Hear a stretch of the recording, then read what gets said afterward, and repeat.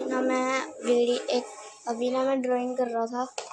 तो अभी ना मेरे को ना ये अपनी टीवी पे देख रहा था, तो मेरे को ना ये पिक्चर दिखी थी, तो मैंने भी उसके जैसा बनाया, पर मेरे से अच्छे से नहीं बना।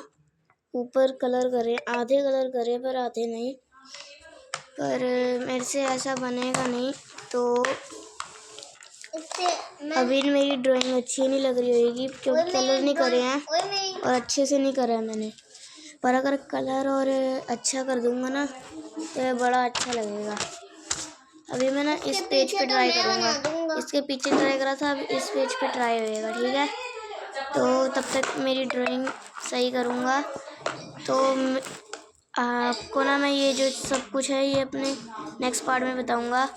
तो अगर और लाइक और सब्सक्राइब भी कर देना और कमेंट में लिख देना पार्ट 2।